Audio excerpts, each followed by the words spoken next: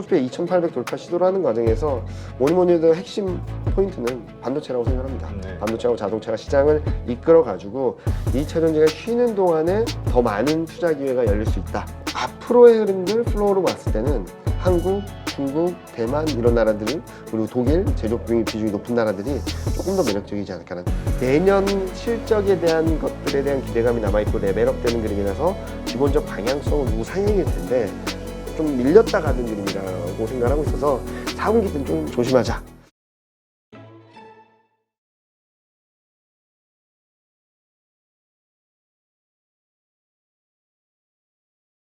우리 계속 얘기했지만 그 2차 전지의 쏠림 현상, 네. 이것이 이제 8월 달에는 좀 쉴 가능성 네. 얘기하셨죠. 네. 그래서 이제 조금 전에 또 말씀하셨던 포스코홀딩스, 네. 이것에 대해서 이제 철강에 대한 실적 기대감으로 외국인이 다시 돌아오고, 요게 네. 이제 잠깐의 어떤 조정 기간을 거치고 난 네. 후의 흐름이라고 본다면, 네. 이렇게 좀 2차 전지가 쉬고 있을 때 네. 돌아볼 수 있는 섹터 혹은 주식 있다고 하셨는데 네. 뭐가 있을까요? 일단은 요 그림 보면은 이렇게 섹터로 보면은 4월달, 5월달, 6월달 흐름을 좀 찬찬히 볼 필요가 있어요. 왜냐면은 4월달에도 여기 보시는 것처럼 코스피 시장에서도 뭐 코스닥은 워낙 더 셌고요. 화학, 철강, 에너지, IT, 가전 2차전지 관련주들이 엄청나게 급등을 하면서 시장을 이끌어갔거든요. 근데 이때 급등을 하는 과정에서 반도체가 쉬고 뭐 자동차랑 같이 움직이긴 했지만 나중에 쉬면서 좀 이때도 상승 여력이 크진 않았어요. 코스피가. 이번에도 그렇죠. 2차전지 소재 업체들이 급등을 했는데 오히려 반도체 자동차가 쉬면서 시장은 2%밖에 반등을 못했던 거죠. 그래서 이때 보시면은 철강, 뭐 화학, IT가 좀 쉴 때 첫 번째로 먼저 움직인 게 자동차였고요.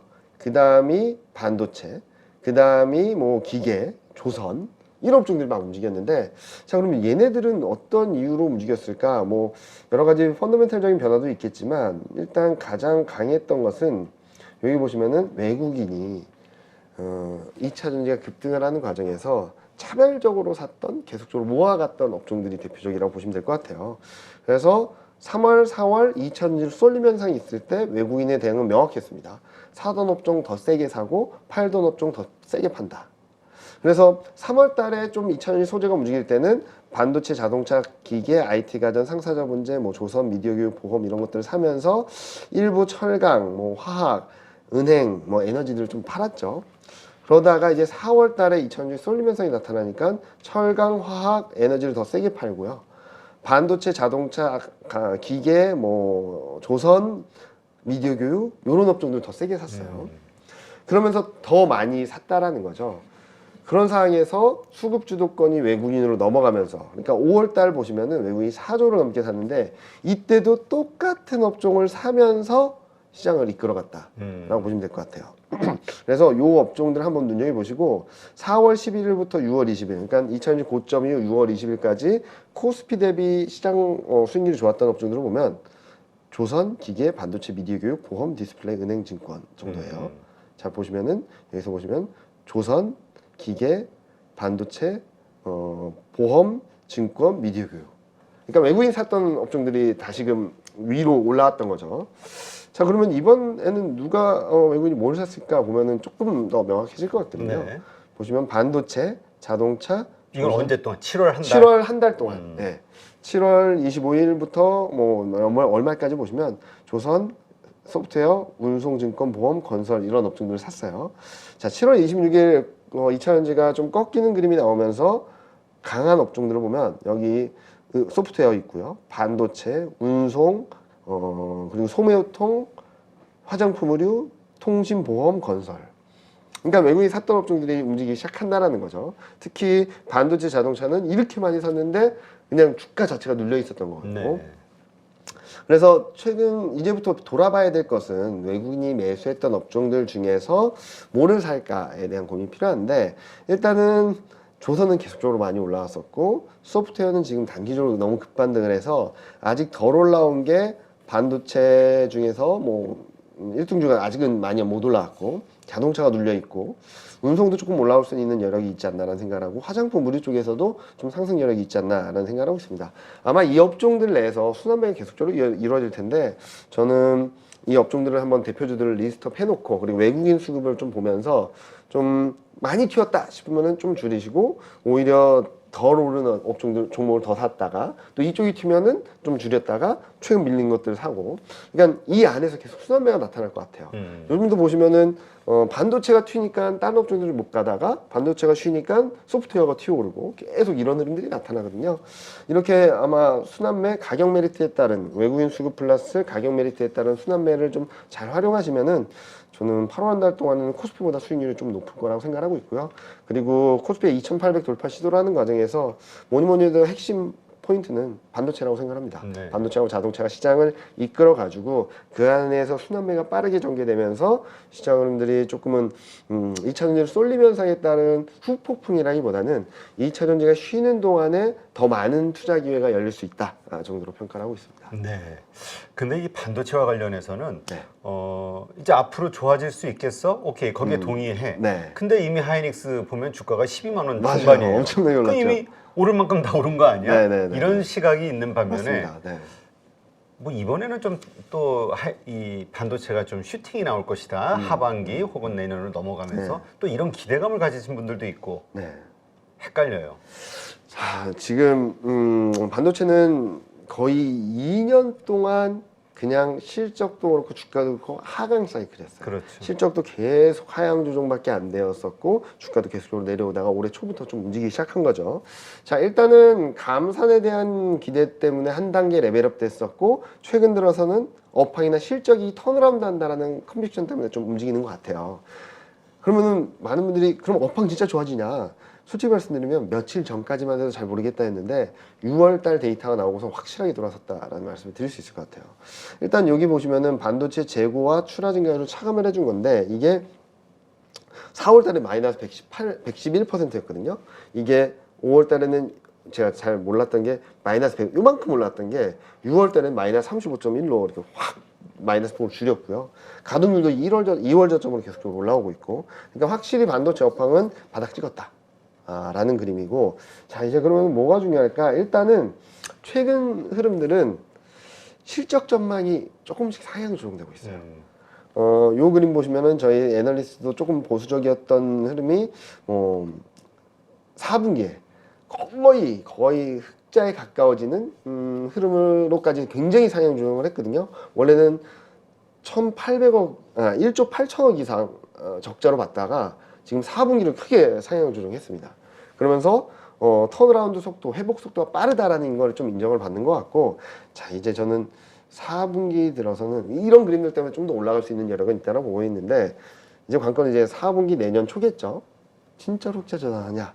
흑자 전환하면 얼마나 올라올 거냐? 자, 근데 여기서 핵심은 이제 업황이 턴어라운드 하면서 실적 전망은 상향 조정 사이클로 들어갔다라는 거예요. 그러니까 지금 보는 실적과 내년 1분기, 내년 상반기를 지나면서 내년 말에 보는 실적의 레벨이 달라질 것 같아요, 저는. 네. 지금은 이 정도 레벨인데 12만 원이 말이 되냐라고 할 수 있겠지만 3개월, 6개월, 1년 지나고 난 뒤엔 오, 싸네라고도 말할 수 있다는 거죠. 그런 것들이 좀 반영이 되면서 저는 반도체는 계속적으로 우상향하는 그림, 2016년, 17년과 비슷한 그림들을 열어놓고 있다라고 보시면 될 것 같아요. 2016년에도 16년에는 턴어라운드에 대한 기대로 올라갔다. 좀 쉬었다, 올라갔다, 쉬었다 계단식 상승을 하다가 이제 2017년 들어서 수요라든지 실적 턴어라운드, 실적이 레벨업 된다라는 컨디션이 들어서기 시작하면서 쭉 부상이 있거든요. 저는 올해 말 내년 초에는 그런 검증 과정이 좀 있을 수는 있겠지만 내년에는 확실하게 우상향하는 그림 보여주면서 시장 상승을 이끌어가지 않을까라는 기대를 하고 있습니다. 네, 알겠습니다. 하여튼 뭔가 전망에 따른 어떤 현재의 주가 상황이 좀 낮으면은 결정하기가 쉬운데, 네, 맞습니다. 이게 그것 때문에 그래서 다 오른 거 아니야? 맞습니다. 그러니까 이제는 확인하면서 꺾어지는 거 아니야라는 자꾸 불안감들이 그쵸. 있어가지고. 분명히 그럴 수도 있죠. 그래서 확인하면서 쉬어갈 수는 있다라고 생각하고 있어요. 근데 지금 실적이나 이런 흐름들 보면은 턴어라운드에서 위쪽으로 만들어가는 과정이라서 쉰다고 해도 막 부러지는 그림이나 옛날처럼 막 급락을 하거나 그러진 않을 것 같다라는 말씀드리고 있고요. 4분기에는 조금 쉬어갈 수는 있겠지만 내년에는 좀 한 번 더 기대해보자라는 말씀드리고 있는데 요 그림 보시면은 이 위에 그림이 회색선이 반도체 2016년, 17년 주가 흐름이었습니다. 네. 보시면은 16년에 뭐 감산한다 그러면 턴어라운드 하고 올라갔다 쉬었다 하다가 2016년 말부터 쭉 치고 가서 뭐 거의 쉬지 않고 올라갔죠. 이번에도 올해는 올라갔다 쉬었다 또 올라가고 있는 그림이긴 한데 저는 내년에는 이런 2017년하고 좀 비슷한 그림이 나오지 않을까 하는 생각을 하거든요. 그럼 거기에 수반되는 질문이 에이 24년 실적을 봐봐. 2021년은 물론 2017년, 18년 실적이 한참 모자라는데 주가가 더 올라간다? 그럼 밸류션 얼마나 줘야 되냐라고 물어보시기도 하는데요. 2016년 말에 2017년 실적이 저 정도일지는 아무도 몰랐습니다. 2020년 상반기에 2021년 실적이 저 정도일지 아무도 몰랐고요. 제가 드리고 싶은 말씀은 지금 이 이익 레벨은 반도체 업황이 언제 턴어라운드 할 수 있어? 흑자전은 언제야? 라는 고민을 할 때 이익 레벨이고 네. 내년 상반기를 지나면서 오 진짜 반도체 업황 턴한다 올라간다 라고 했을 때 이익 레벨은 지금 보는 것보다 높아질 수 있다는 거죠. 네. 그런 그림들이 구체화되면서 주가 흐름들은 좀 더 탄력적으로 움직이지 않을까 하는 예상을 하고 있습니다. 네, 그렇군요. 자, 그렇다면 네. 이제 중요한 것은 우리도 말씀하신 대로 그렇게 좋아지면서 이 기업 네. 실적이 이런 것들에 대한 기대감이 현실로 이루어져야 이제 계속 올라가는 올라가는 모멘텀이 네. 되는데 한국 경제에 대한 기본적인 시각을 긍정적으로 가져도 될까에 대한 질문이 나와요. 왜냐하면 네. 이번에 연준에서 또 0.25 네. 올리면서 금리가 이제 2% 격차가 벌어졌죠. 혹시나 외국인들 아까 말씀하신 모든 것들은 전제가 외국인이 사줘야 된다라는 네. 전제인데 네. 외국인들이 오히려 빠져나가는 어떤 이유가 되지 않을까에 대한 걱정들. 그러면 일단은 한국 경기 흐름들을 말씀을 드리고 그리고 두 번째로는 외국인이 어떤 패턴을 보였는지를 좀 말씀을 드릴게요. 이거는 아까도 보여드렸던 그림이긴 하지만 간단히 짚고 넘어가면 경기선진지수는 OECD도 통계청도 올라오고 있다. 제조업 경기 턴하고 있고 재고 출하 비율도 완전히 꺾여서 제조업 경기도 턴하고 있다.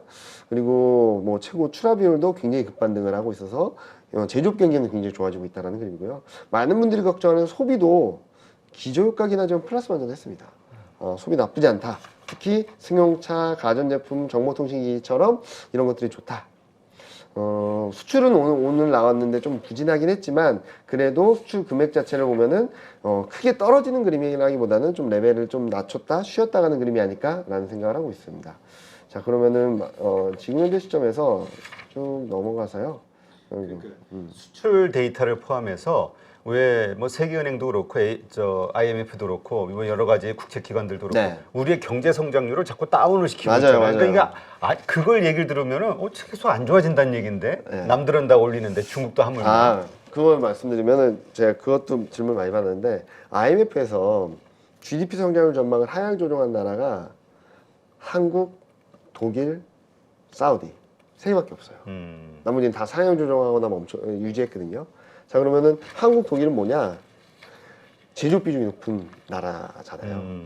그리고 사우디는 뭐냐? 유가 예상보다 유가 레벨이 낮았기 때문인 것 같은데 자 그러면은 지금까지 안 좋아서 올해 전망치를 하향 조정하는 건 맞는데 자 그러면은 지금부터 제조업 경기가 더 나빠질 것인가? 아까 보여드렸던 것처럼 지금까지는 안 좋았지만 3월, 4월을 기점으로 턴어라운드 하는 그림들이 나오고 있고 그리고 글로벌 제조업 PMI를 본다 하더라도 지금 작년부터 계속 바닥권에 있거든요. 수축 국면에 되게 오래 머물면서 바닥 국면에 있는데 반면에 서비스업 경기는 그동안 굉장히 좋았죠. 근데 서비스업 경기가 여기서 더 좋아질 건가? 아닙니다. 최근 들어서 꺾여 내려오고 있어요. 제조업 경기는 바닥. 그래서 저는 거꾸로 말씀드리면 지금까지 안 좋았다는 것들을 보여주는 거지 지금부터 안 좋아질 겁니다. 더 안 좋아질 겁니다는 아닌 것 같아요. 네, 지금까지 너무 안 좋았기 때문에 실적이나 경기 전망을 다운시키는 건 맞지만 이제 앞으로 더 안 좋아질 겁니다라는 그림은 아닌 것 같거든요. 그래서 앞서 보여드렸던 한국 제조업 지표도 그렇고 그리고 서비스업 지표 같은 경우는 아직까지 확장 국면이지만 지금 꺾여서 내려가는 그림이라서 오히려 저는 앞으로 흐름들은 오히려 독일과 한국과 대만 같은 나라들은 좀 경제 성장 전망이 좀 안정적으로 가고 서비스업 비중이 높았던 나라들은 오히려 하향 조정될 가능성이 높지 않을까 라는 말씀을 드리고 있고요. 그래서 지금 시점에서보다도 앞으로 어떤 그림일까를 보는 게 좀 중요한 것 같아요. 그리고 또 하나는 최근 신흥국이 안 좋다라고 하는데 IMF에서 제시한 부가가치 증가율을 보면은 서비스업 분야요. 선진국은 꺾여서 내려가고 있고요. 네. 신흥국은 올라가고 있습니다. 그래서 신흥국은 지금까지 좀 부진했다라고 하고 중국 경기에 대한 불확실성이 컸다라고 볼 수 있겠지만 앞으로는 신흥국 쪽이 조금 더 낫지 않을까 라는 말씀을 드리고 있어서 너무 걱정하지 말자. 지금 보면은 지금까지 안 좋았던 것들이 반영되는 과정이고 반도체도 턴어라운드 한다고는 하지만 여전히 적자예요. 네. 그러니까 엄청 좋아요 라기보다는 바닥을 통과하는 과정에서의 이 바닥권을 통과하는 과정에서 경제성장 전망이든 이런 눈높이가 낮아지는 과정이지 이게 앞으로 더 나빠져서 더 나빠질 겁니다 라는 시그널은 아니다. 그리고 어떤 분이 그런 말씀 하셨는데 IMF GDP 성장률이 맞은 적은 별로 없다고. 그러게. 네. 근데 하여튼 뭐 세계 경제 성장률을 3%로 잡고 있는데 우리를 그쵸. 1.4? 네. 1.4? 네. 그러니까 막 계속 낮추고 낮추고 있으니까 있어요. 네. 그냥 괜히 불안한 거지. 괜히 남들 다 불안하죠. 좋은데. 네, 근데 그 중심에는 뭐 미국이 있겠죠. 미국 GDP 성장률 보면은 올해 GDP 성장률이 1.5입니다. 유럽보다 압도적으로 높은 건 맞고요. 그리고 또 홍콩, 중국, 인도를 제외하고 한국, 대만보다 높습니다. 그 정도로 뭐 경기 모멘텀이 단단하다, 견고하다라는 말씀을 드리고 있는데, 자 그러면은 이렇게 생각을 해보셔야 될 것 같아요. 자 그러면은 미국 경기가 좋은 거냐? 그건 아니거든요. 무슨 말씀을 드리냐면 미국 경기는 둔화해야 되는 과정은 맞아요. 근데 우려했던 것보다 낫다라는 그림이고 거기에 따른 반응이 나타나는 것이지 지금부터 경기가 계속 좋아집니다는 아니거든요. 올해 4분기 경제 성장률 전망은 거의 0%대고 내년 상반기까지도 0% 예상이 되고 있는 상황이라서 경기가 경제 성장률이 레벨이 높다라고 해서 무조건 좋다라기보다는 앞으로의 방향성이 어떤가. 한국은 지금까지 굉장히 안 좋았다가 이제부터 바닥을 잡고 올라가는 그림이고 미국은 지금까지 좋았다가 지금부터 꺾이는 그림이라서 앞으로의 흐름들 플로우로 봤을 때는 한국, 중국, 대만 이런 나라들은 그리고 독일 제조업 비중이 높은 나라들이 조금 더 매력적이지 않을까라는 생각을 하고 있습니다. 네, 알겠습니다. 그러면 일단 그 외국인의 그 수급이 들어올 만한 그 요소를 방해하는 외부 네. 어떤 불안 요소는 없다. 아까 뭐 중국 경제도 뭐 우리가 너무 생각 이상으로 안 좋게 보는 거지 네, 그렇게 네. 나쁘진 않다라고 네. 하셨으니까. 그리고 또 며칠 전에 있었던 일본의 그 뭐죠? BOJ, 네, YCC 네. 그거 조절하는 거 또 인상하게 된 거 사실상의 금리 인상폭을 만드는 거 아니냐 네, 네. 걱정했었잖아요. 네. 그 부분에 대한 것은 어때요? 일단은 외국인의 수급을 방해할 정도의 급변하는 양상은 없다라는 말씀을 드리고 있고요. 먼저 일본 쪽을 말씀을 드리면 솔직히 진짜 매파적인가? 라는 생각을 하면서도 그래도 한 걸음 갔구나 정도인 것 같아요. 왜냐면은 그 밴드를 조정한 게 아니라 상단을 넘어설 수도 있고 넘어서는 걸 잘 모르겠어요. 누가 그러시더라고요. 얘는 무슨 말하는지 모르겠다고. 올린 것도 아니고 멈춘 것도 아니고 넘어가도 괜찮다? 얼마나 넘어갈지도 모르겠고 하여튼 매파적인 스탠스로 한 걸음 다가간 건 맞는데 그렇다고 해서 통화 정책을 완전히 매파적으로 가기에는 또 부담스럽고 이런 고민들이 묻어났던 것 같아요. 그래서 저는 BOJ 통화 정책 변화에 따른 급변은 없을 거다. 라는 생각을 하고 있고 다만 이제 매파적인 쪽으로 한 걸음 다가갔기 때문에 더 이상 엔화 약세로 인한 달러화가 좀 강해지는 그림 그리고 국내 아시아 증시의 아시아 외환 시장에 대한 변동성이 커지는 그림 그런 것들은 좀 제한적이지 않을까라는 생각을 하고 있고요. 더 중요한 거는 앞서 말씀드렸던 중국 위안화 변화라고 볼 수 있겠죠. 일단은 재밌는 그림 하나 말씀드리면 외국인 수급에 있어서 최근 많이 팔았다라고 하는데 왜냐면 6월 19일부터 3조 넘게 팔았거든요. 여기 꺾인 모습들을 보이시죠? 근데 외국인 보유 비중은 31%를 회복했습니다. 아, 그래요. 외국인은 더 샀다라는 거죠. 그러니까 파는 것도 있었지만 팔아서 비중을 줄이는 것보다 사서 비중을 높였던 것들이 더 많았다라는 것 같아요. 그리고 앞서 해주셨던 것처럼 공매도 영향도 좀 있는 것 같고요. 그래서 자 여기서 중요한 거는 외국인이 작년 7월부터 계속 샀는데 7월부터 올해 3월까지는 많이 떨어지면서 하고 올라오면 팔고 많이 떨어지면서 하고 올라오면 팔고 했었는데 3월부터 그러니까 3월부터 6월 중순까지 외국인이 8조를 샀는데요. 이 와중에 코스피는 2,450에서 2,650까지 올라갔던 그림이었고요. 그러니까 그 지금까지와는 패턴을 달리 외국인이 적극적으로 샀던 시점이 3월부터예요. 3월 말부터. 그러면은 3월 말부터 외국인의 적극성을 띄게 만든 이유가 변하지 않으면 크게 변하지 않는 거잖아요. 그래서 일단 여기 보시면은 요 파란색이 선진국 대비 한국의 12개월 선행 EPS인데 이게 21년 상반기를 기점으로 쭉 떨어지던 게 3월 말을 기점으로 반등을 하기 시작했고요. 무슨 말이냐면 한국 기업 이익에 대한 매력도가 계속 떨어지고 뭐 지하 2층, 지하 3층, 지하 4층까지 떨어지는 게 이제 올라오기 시작했던 시점이 3월 말이고요. 그리고 이게 올라오니까 PR 상대 강도, 밸류에이션 부담이 상대적으로 부담스러웠던 그림들이 꺾여 내려온 것도 3월 말, 4월 초입니다. 자, 그러니까 한국 증시에 대한 매력도가 3월 말을 기점으로 굉장히 나쁜 그림들을 보여주다가 매력도가 떨어지는 그림만 보여주다가 이제부터 올라가기 시작했다라는 거죠. 이러면서 외국인이 적극성을 띈 것 같아요. 이 와중에 외국인 수급의 1위 1비 뭐 일시적인 차익 실현을 만들었던 것은 환율 변화였는데요. 지금 보시면은 원화 약세가 굉장히 가팔랐다가 원화 강세가 나타나면서 굉장히 외국인이 많이 샀고, 요게 반등을 하면서 한 6월 달에 외국인이 좀 일부 매도가 나왔었고, 이게 꺾여 내려가는데 2차전지 쏠림으로 인한 수급 왜곡 현상들이 조금은 시장에 영향을 미쳤다라고 생각하거든요. 그래서 아직까지 EPS 상대 강도가 계속 올라가고 PR 상대 강도가 계속 떨어지고 원화 약세 강도가 이렇게 내려가는 그림에서 외국인이 시장을 떠날 가능성은 높지 않다. 그리고 앞서 보여드렸던 한국 경기 선행 지수가 턴어라운드 하는 그림들, 제조업 경기가 바닥을 찍고 턴어라운드 하는 그림들이 나오게 된다면 외국은 좀 시장 상황이 조금이라도 좋아지면, 해안 시장의 상황들이 조금이라도 좋아지면 더 적극적으로 사지 않을까라는 예상을 하고 있습니다. 네. 자, 8월 달까지 2,800선에 대한 돌파 시도가 있을 거라고 보셨으니까 네. 그러면 그 이후 어떻게 될 것이냐? 그 이유요? 그러니까 지금 말씀하신 네. 요소들 때문에 이제 올라간단 말이에요. 네. 그럼 이제 돌파됐어. 네. 그럼 그 힘으로 계속 오를 것이냐? 관성에 의해서 아니면 아까 하반기는 좀 쉴 가능성이 있다고 네, 말씀하신 네, 게 네, 어떤 네. 생각이 나서 네. 어떻게 그 하반기 시장을 전체적으로 조망하시는지. 그러니까 8월, 9월 초반까지는 코스피 2,800 돌파 시도를 하는데 거기서 더 세게 치고 올라갈 수 있을까? 그거는 좀 봐야 될 것 같다라는 말씀을 드리고 있고요. 저희 기본적인 생각은 좀 쉬어갈 가능성이 있지 않을까라는 말씀을 드리고 있어요. 그렇게 말씀드린 이유는 확인해야 될 게 많습니다.